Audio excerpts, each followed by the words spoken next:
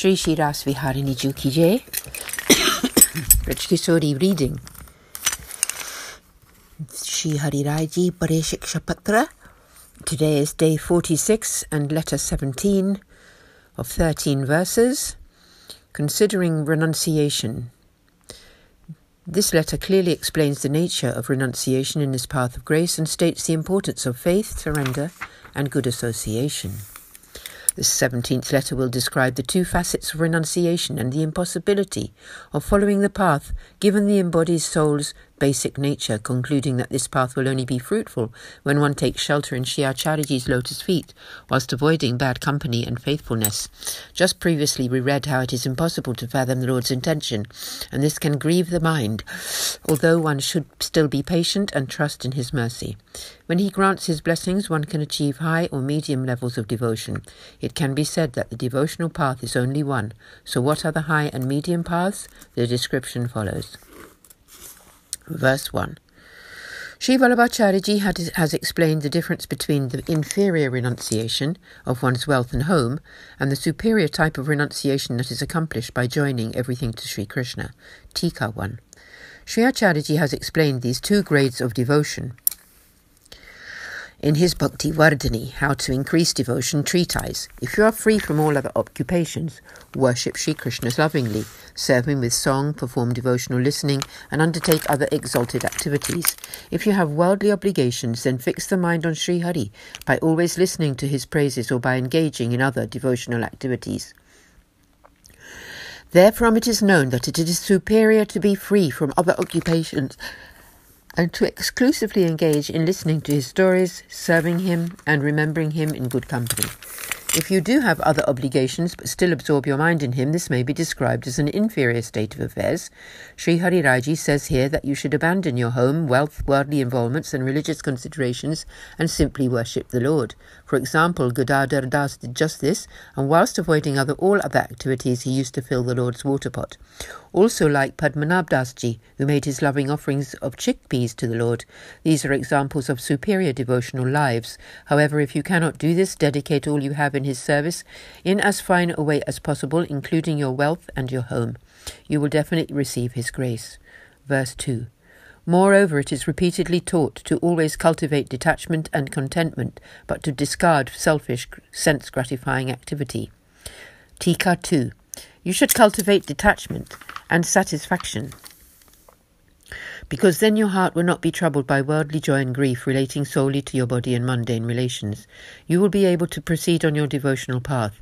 If you cultivate satisfaction, then this positive attitude effects automatic facilitation of your needs. Then you are blissful and do not go along the sinful path of greedy desire. In his Sri Subodhaniji and Nibandha treatises, Sri Acharyaji has written, the Lord only accepts the wealth of those who are neither thieves nor sinners.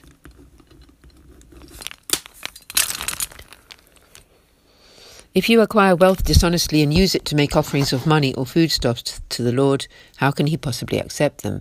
So never give up detachment and satisfaction, but give up selfish sense gratification.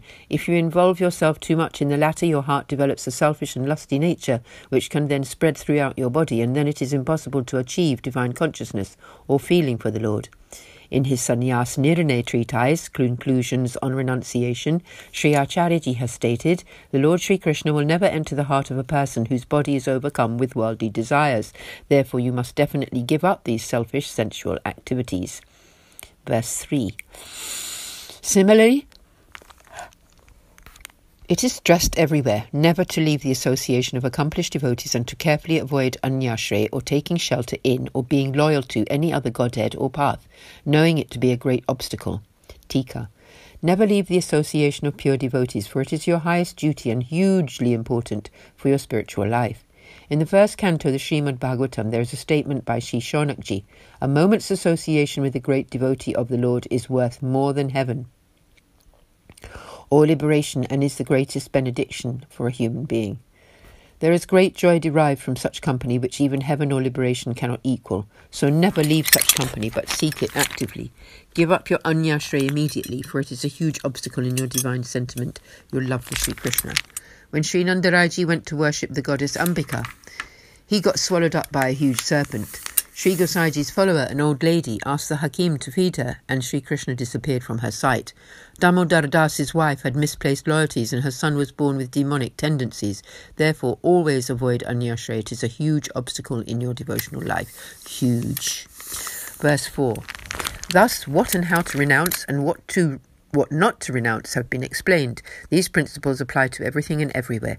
The embodied soul can achieve nothing on its own strength. Tika. Sri Acharyaji has described these principles in his Sri Subodhini and other treatises. On reflection, you should understand what should be renounced and renounce it. That which should not be renounced should be adopted. Although thoughtfully keep close to your heart anything which is helpful in your path of devotional service to the Lord. However, embodied souls are weak and unable to decide and then act on what should be renounced and what should not. Lord Brahma, Lord Shiva and Sri Naraji are great renunciates, but even their renunciation is not in their control, so what to speak of embodied souls? Their efforts have no result, and they are impure by nature, caught up in the delusory energy. Verse 5. So, then, how can an embodied soul find firm and constant status within the path?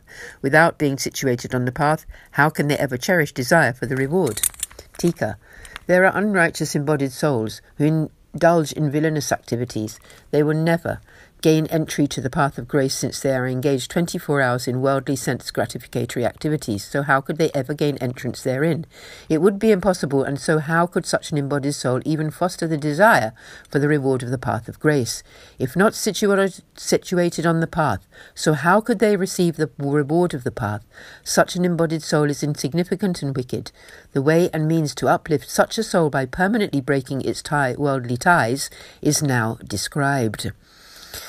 We will conclude the reading for today here at the end of verse 5 and continue with verse 6 tomorrow. Aaj ke Anand ki jai ho, Shri Shri Ras Viharini Ju ki jai, Sab Vaishnavon ko Sadar, Saprem, Sadenya और Sanand. Jai Shri Krishna. Jai Jai Shri Radhe.